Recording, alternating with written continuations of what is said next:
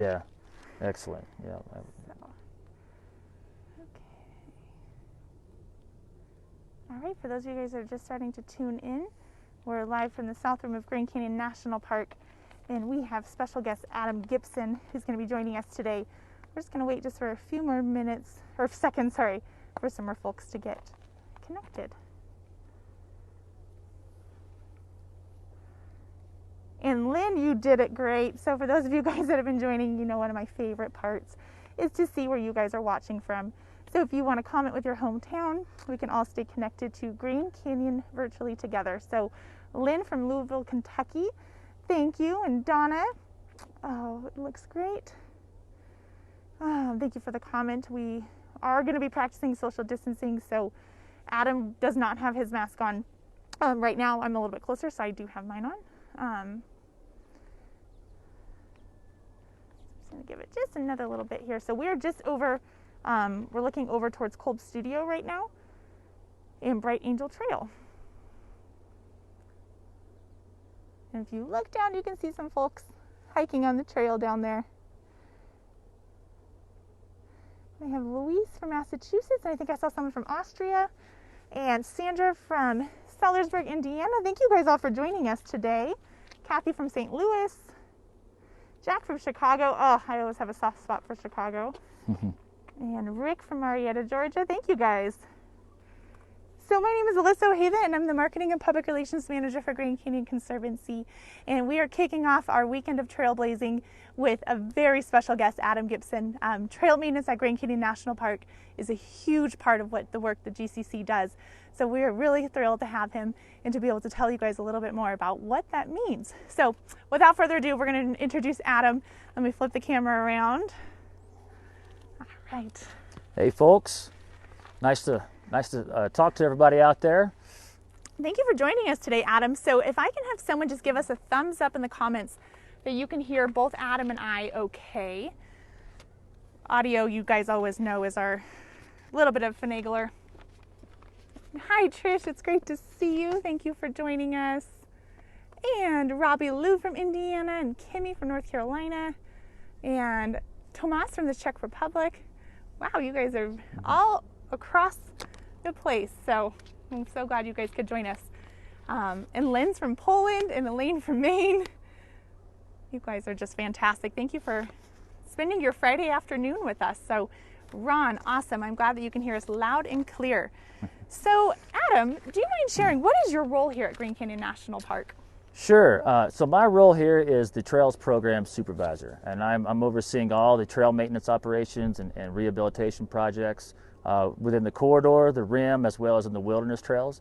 And we also oversee the packing operations and the compost facility operations. Wonderful. How long have you been in this role? So I've been in this role for a year. I've been here at Grand Canyon National Park all told for 8 years. But yeah, I've stepped in this role for the last 12 months. And so I know you just kind of hinted on it, but do you mind going into a little bit more depth about those different types of projects here that the trail crews work on? Sure. So a lot of our projects here, especially in the Inner Canyon, are really heavily focused towards arduous stonework, actually. So about everything we're doing is going to be hand-laid stone from material that we gather from within the resource. That might be material, stone that is gathered right adjacent to the trail or already existing on the trail, or we might go to an active wash and move it either by hand, or we might roll it, or we might carry it, or we might actually set up some complex rigging operations and move that stone to the job site so that we can then start working with that rock. But we do work almost exclusively with raw materials we gather from the resource. And then along the rim, we have 40 miles of trails that we maintain here on the south rim, and several more miles on the north rim that we maintain. And that work involves quite a bit more equipment operation, also working largely with Kaibab limestone, working with big boulders quite often, and also working pretty extensively with asphalt, patching the trails, fixing them, doing overlays, and repaving as needed. I think that a lot of folks may not know this, and I am so excited that you're going to be able to talk about this a little bit too, is beyond the trails, the amount that your team does with composting and even just snow removal. Do you mind sharing a little bit about that? Yeah, so we plow. If it's going to snow anytime, 365 days a year, we are plowing snow here on the South Rim. We plow about 18 miles of these rim trails here on the South Rim, so folks can get out and hike along the rim trail. They can move around the visitor centers and headquarters. So that's a big part of our operation. That goes on for about 6 months of the year, honestly. I think it's behind us at this point. The compost facilities, we actually have 28 compost and toilet facilities located in our canyon. And so we do everything. We fix them, we maintain them, we repair them, and then we also evacuate them. And we do evacuate those about once a year. Pretty much every facility is going to get evacuated at some point. And we actually utilize helicopter operations to help support evacuating the compost from the canyon. So again, for those of you guys that are just joining us, we are just live from the Southern Grand Canyon National Park. We're just west of Bright Angel Trailhead and Culp Studio. And we are talking with Adam Gibson. So if you have any questions for Adam regarding trail maintenance at the park, feel free to put it in the comments and we will try to ask him live for you. I know we've got a lot of new folks that have just joined in. So Dennis from Pennsylvania. I think I saw we had a viewer from Paris watching. Mike from Long Island. John from outside Sequoia National Park, another fellow park. And Parker from Sydney. Wow, thank you guys all for joining. And so again, yeah, if you have questions for Adam, put them in the comments. But for now, do you mind talking a little bit more about specifically the corridor trails? How often do you maintain them? Yes, so we are working on the corridor trails constantly. We will have a crew almost all year long. We'll have a crew dedicated to the Bright Angel Trail, to the South Kaibab Trail, and to the North Kaibab Trail. This year, we're actually giving quite a bit of focus towards the North Kaibab Trail so we can get it back up to the maintenance standards that it needs. There's about a 6-year backlog on that trail, and we're focusing a lot of effort to get that to where it's passable for mule traffic, as well as safe for hikers to use all 15 miles of. And so we're just constantly working on those corridor trails. So earlier, before we went live, you were sharing with me a little bit about what cyclical maintenance is. Yes. Do you mind speaking to that more? Yeah, so that's maintenance we try to do on every single mile of these corridor trails every year. And that's going to involve removing rock that's fallen, rock falls, large boulders and small. Anything the size of your fist or bigger, we're going to get it off that trail. We're also going to clean all the stone and log water bars located throughout these corridor trails. And then we also do a lot of inside drain maintenance, and then we do tree removal and things of that nature as well. And so in addition to that, we focus a lot of our efforts on trail tread replacement. There's a whole lot of need for dirt on these corridor trails, but there's not as much dirt source as you would think. So we actually go through pretty large efforts to make sure that we're getting dirt into hard to reach places. And a very critical way to do that is actually making use of our mules. We'll actually have mule trains hauling 140 pounds of dirt each as far as half a mile to far to reach locations to dump this dirt out. Great. So we do have a couple of questions from our viewers. So Trish was curious to know, in your experience, what is the hardest trail to maintain here at the park? The hardest, in my opinion, I would say it's the North Kaibab because of it's just harder to get to because of the north rim being closed for about 6 months of the year, 5 months of the year roughly. And then it's also just it's 1,000 feet higher in elevation, and there's a lot more snowfall. So there's a much greater freeze and thaw cycle over there, and so it causes a lot more rock fall, a lot more mudslides, a lot more activity like that. And sometimes just one giant boulder can come out and take out 5 or 6 really big retaining walls that probably take us several weeks to build. So I think that's the most challenging location to work on. I know the last time when I was in Inner Canyon and we were going on North Kaibab Trail down in the box, and it was just like you could see a lot of where the rock slides had happened, and crews were out there working on it. So this next question comes from Rick. And does the NPS ever enlist volunteer help for trail maintenance?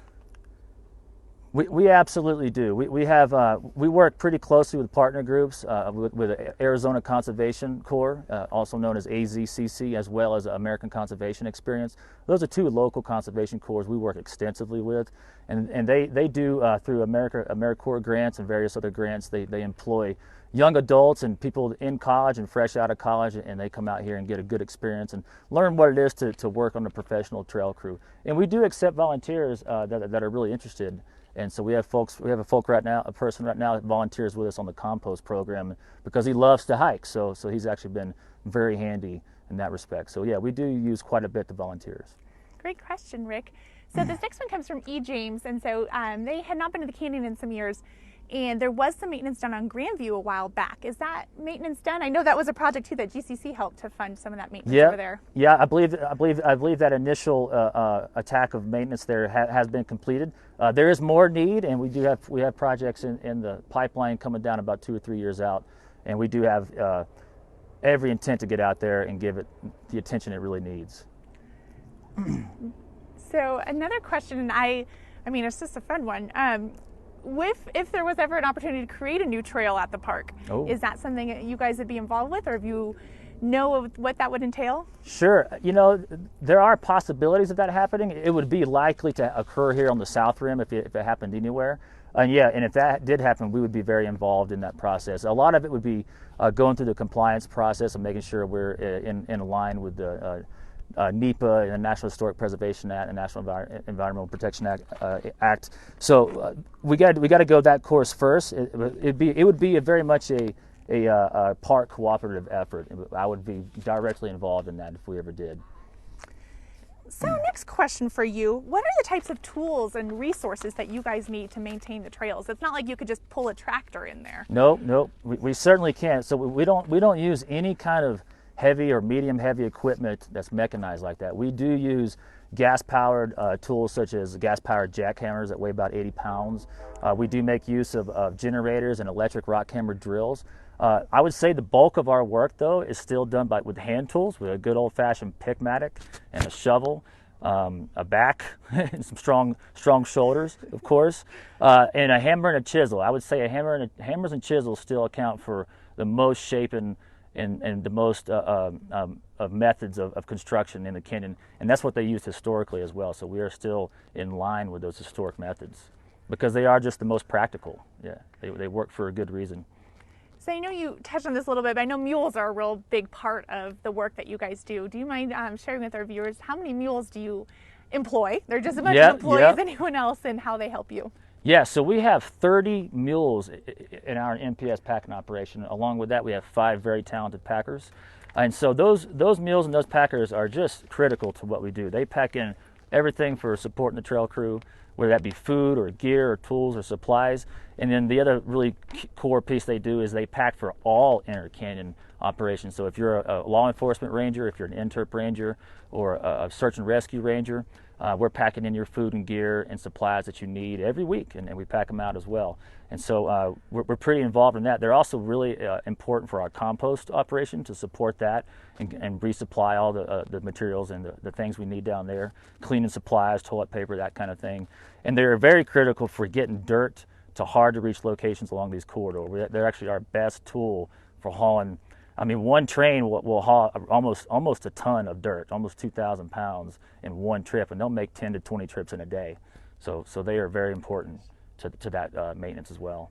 Wow, I could not imagine hiking in and out 10 to 20 times a day. They're incredible. I know for some of those folks that got to view the mule barn tour with us a while back, those are the Xanterra mules, and so the NPS mules, you'll definitely see them around and passing you on a trail.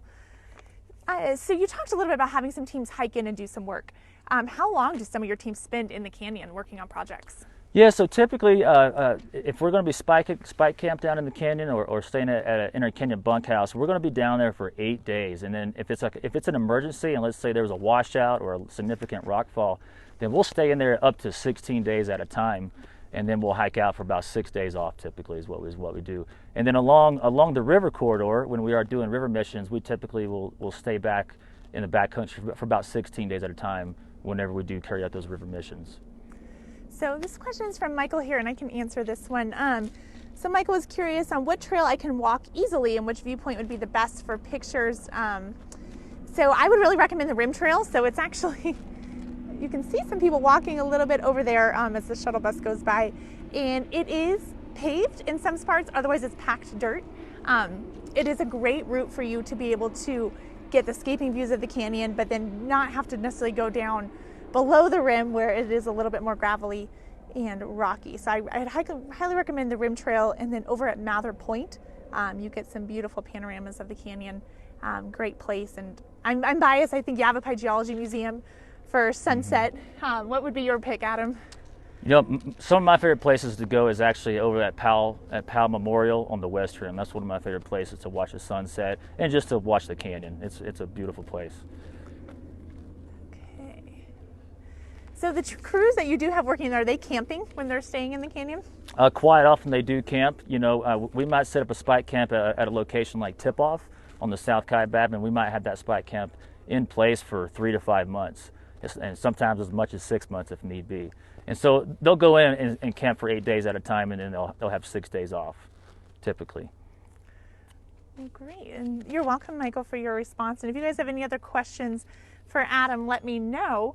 And so, yeah, when you guys aren't in the canyon, I know you already talked a little bit about snow removal and, you know, how often do you have seasonal rangers that work with you? Are you kind of transitioning that staff out pretty regularly? Yes. So right now we're actually this week we just got 11 new seasonals on board. Oh, wow. And so we typically employ them for about 6 months of the year, and that's kind of our core staff.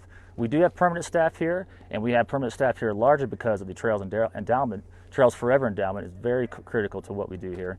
But so, yeah, right now we'll have a crew that'll be around for about 6 months. All told, when we have all of our seasonal staff show up by mid-May, they all trickle in from all over the country, we'll have about 35 employees all told. Wow. Right now we're sitting at about 22. So we're getting there. We're getting where we got to be.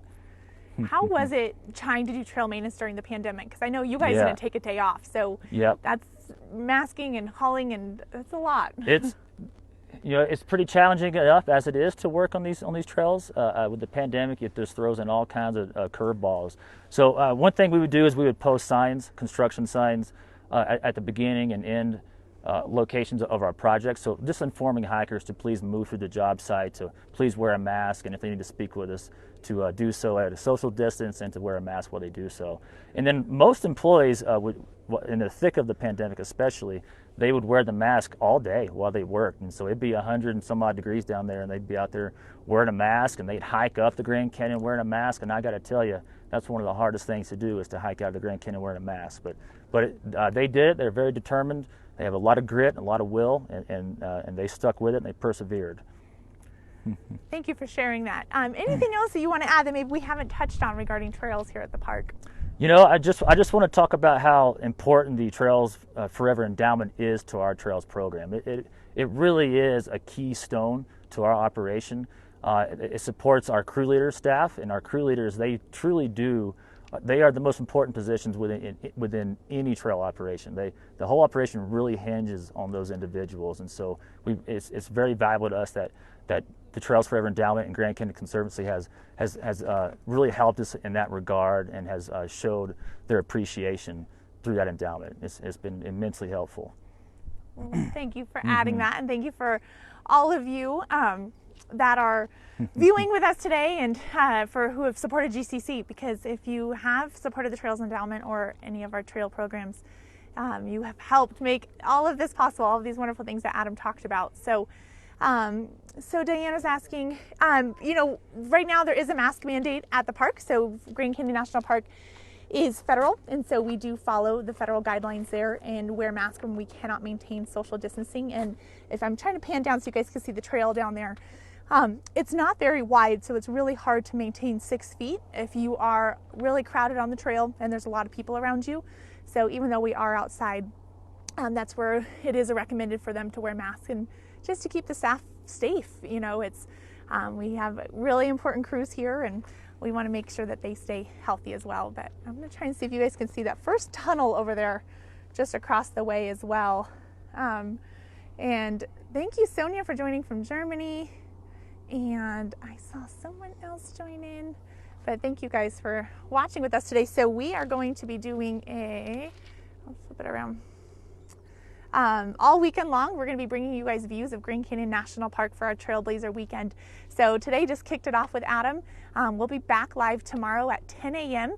At Bright Angel Trailhead, and we're actually going to be speaking to a PSAR volunteer and learning about the really important work that Preventive Search and Rescue does to help keep the trails safe and really promote hiking safety. We're going to talk about what Hike Smart is, and of course tomorrow is our first day of National Park Week, so we're going to have some fun stuff to talk about, how we all find ways to relax in the parks and our favorite bits about it. And then Sunday, me and Teresa McMullen are going to be doing a live stream rim walk, the full length of the rim trail starting at South Kaibab Trail, walking west all the way out to Hermit. So we will try to keep you guys with us for as much as we can of that walk so you guys can see the beautiful views. Let me pan back over of the park. And we're expecting some really nice weather this weekend. It's approximately about 60 degrees right now. Beautiful clouds, just a light breeze. So keep your fingers crossed for us that we maintain this throughout the whole weekend, because as you guys know, when it gets really windy, it's super hard for us to film. So with that, thank you guys all so much for joining us. We're going to just say a quick goodbye to Adam. Bye, y'all. Thank y'all for joining. All right, and we'll see you guys back tomorrow morning at 10 a.m. Thank you so much.